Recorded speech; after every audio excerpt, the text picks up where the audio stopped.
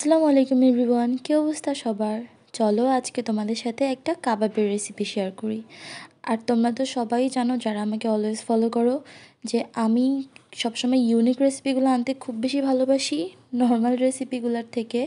তো যাই হোক, এখানে আমাদের লাগবে কাঁঠালের ভেতরে যেই অংশটা থাকে শক্ত, যেটাকে অলওয়েজ আমরা ফেলে দিই, তো ওই জিনিসটা, ওইটা দিয়ে আজকে আমরা কাবাবটা বানাবো। তো এটাকে আমরা অনেক আগে কেটে কেটে সেদ্ধ করে দেন এটাকে ডিপে রেখে দিয়েছিলাম, কবে বানাবো বলে আর বানানো হয়নি। তো বের করার পরে পানিগুলো ছেঁকে নিছি, দেন এটাকে ব্লেন্ডার করে নিতে হবে খুব সুন্দর করে। আর পানিগুলো ছাকার আগে দেখে নেবেন একটা তিতে তিতে একটা গন্ধ আসে নাকি, তাহলে আরেকবার সেদ্ধ করে নেবেন যেন গন্ধটা পুরো চলে যায়। দেন এখানে আমরা সব কিছু রেডি করতেছিলাম। এখানে পাউরুটিগুলোকে আমরা কুচি কুচি করে নিছি, পাউরুটি আমাদের প্রয়োজন এখানে। আর এই তো মরিচ পেঁয়াজ কুচি করে নিয়ে নিছি আমরা। দেন আদা রসুন বাটা, সস, কী দিব সেটা আপনারা দেখতেই পারবেন। তারপরে পাউরুটি কুচি, আর এখানে রেডিমিক্স যে কাবাব মশলাটা আছে রাঁধুনির, ওইটা আমরা এখানে ইউজ করছি। তো চলো ম্যারিনেট করাটা তোমাদেরকে দেখাই। প্রথমে এখানে ব্লেন্ড করে রাখাগুলো সব নিয়ে নিলাম, দেন মরিচ পেঁয়াজ অ্যাড করলাম এর মধ্যে, দেন আদা রসুন বাটা একসাথে, সেটা এর মধ্যে মিক্স করে নিতেছি। অ্যান্ড তারপরে স্বাদ মতো লবণ দিয়ে দিলাম, তোমরা নিজেদের ইচ্ছা মতো দিয়ে নিতে পারবা। দেন এটার মধ্যে গরম মশলা গুঁড়া দিতেছি। আর তারপরে যেটা কাবাব মশলা ছিল এটা ইউজ করছি। এখানে সবটা লাগবে না, এক প্যাকেট দিয়ে অনেকবার বানানো যায়। আমার যতটুকু প্রয়োজন আমি অতটুকু এটার মধ্যে নিয়ে খুব ভালো করে মেখে নিতেছি। দেন আমি এটার মধ্যে সস অ্যাড করলাম। এটা আমাদের হোমমেড সস ছিল, তোমরা যে কোনো তোমাদের পছন্দ মতো সস ইউজ করতে পারো। ইউজুয়ালি প্রাণ সসটা সবথেকে বেস্ট হয়।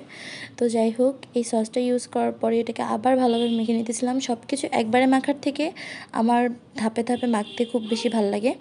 তো দেন আমাদের এখানে ডিম প্রয়োজন ছিল, তো আনফর্চুনেটলি ডিম বাসায় ছিল না, এই কারণে রাহুল ডিম আনতে গেছিলো আর আমি একটু কাটাকাটি করতেছিলাম এই ফাঁকে আর কি। আমি এখানে কাটাকাটি করতে করতে রাহুল ডিম দুটাও নিয়ে আসছে, তো এই দুটার মধ্যে মিক্স করে দিতেছি। মনে রাখবেন ডিমগুলার পরে পাউরুটি মিক্স করতে হবে সব কিছুর পরেই, কারণ তাহলে বুঝতে পারবেন যে কতটুকু লিকুইডই হয়েছে এই মানে মাখানোটা, আর কতটুকু পাউরুটি আপনাকে অ্যাড করতে হবে। ভালো হয় যদি আপনি এখানে টোসের গুঁড়া ইউজ করেন, তাহলে আরও ভালো হয়। পাউরুটি ইউজ করলেও ভালো হয়, আপনার ইচ্ছা। তো আমাদের যতটুকু দরকার ছিল পাউরুটি, আমরা অতটুকু এখানে ইউজ করে নিছি। আর এখানেই আমাদের মাখানোর পর্ব শেষ, এটার মধ্যে আর কিচ্ছু অ্যাড করতে হবে না। এখন এটাকে ভাজার পর্যায়ে চলে যাব।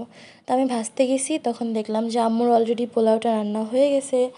আর আমি চুলায় যেটার মধ্যে ভাজবো আমাদের খানদানি দাওয়াটা দিয়ে দিছি।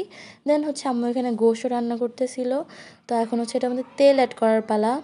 এটাকে একটু অল্প তেলে ভাজবো, কারণ আমি প্রথমে বেশি তেল দিয়ে বোকামি করে ফেলছিলাম, একটু ভেঙে ভেঙে যাচ্ছিলো, যার কারণে আমি তারপর থেকে বেশি তেল দিইনি। তো এই তো এটাকে আপনারা আপনাদের ইচ্ছা মতো যে কোনো শেপ করে নিতে পারবেন। যদি বাসায় মেহমান থাকে তাহলে একটু কেয়ারফুলি করতে পারেন, বাট যেহেতু আমরা নিজেরা নিজেরা ছিলাম, এই কারণে আমি জাস্ট নর্মালি যে কোনো একটা শেপ দিয়ে দিছি গোল গোল করে। তো এটা ভাজা হচ্ছিলো, দেন এটাকে একটু উল্টাই দিলাম খুবই আস্তে। এই পর্যায়ে খুবই হ্যাসেল করতে হয়েছে, কারণ এটা ভেঙে ভেঙে যাচ্ছিলো। তখন আম্মু আমাকে বললো, জালভি এটাতে হয়তো একটু তেল কম ইউজ করা লাগে, কারণ এই কারণে হয়তো এটা ভেঙে ভেঙে যাচ্ছে। তো এরপরে আমার শিক্ষা হয়েছে আর কি। তো আমি আপনাদেরকে সেদিন যে রেসিপিটা দেখাইছিলাম একটা কাবাবের, তখন কিন্তু আমি আপনাদেরকে বলছিলাম যে সব কিছুতে কিন্তু ডুবো তেলে ভাজলে মজা লাগে না, আবার সব কিছু অল্প তেলেও মজা লাগে না, ভালো হয় না আর কি। তো যাই হোক, আপনারাও এটা শিখে রাখেন, যখন আপনারা এটা বানাবেন। একটু দেখছেন আমার কী অবস্থা, যখন আপনারা এটা বানাবেন তখন আপনারা একটু কম তেল ইউজ করবেন, যেন আমার মতো এরকম বোকা না হয়ে যান। এটা আমার আরেকটু এক্সপিরিয়েন্স করতে হবে। ওই সেমভাবেই আমরা সবগুলো ভেজে নিছি, আর বেশি তেল দেইনি, এই তেলেই ভাজছিলাম। আর তো এই তো আমার ফাইনাল রেসিপি। এটা আপনাদের সবার কাছে কেমন লাগলো এটা একটু আমাকে জানাবেন, কারণ এটা অনেক ইউনিক ছিল। এটা আমি আমার আম্মুর কাছ থেকে শিখছি। আমার আম্মু অলওয়েজ এরকম ইউনিক রেসিপিগুলো ক্রিয়েট করে নিজের থেকেই। তো এটা খেলে কেউ বলবে না ভাই, বিশ্বাস করেন, যে এটা আমরা কাঁঠালের ভিতরটা দিয়ে বানাইছি। এই তো এখানে পোলাও রেডি, এখানে আমাদের গোশত রেডি ছিল।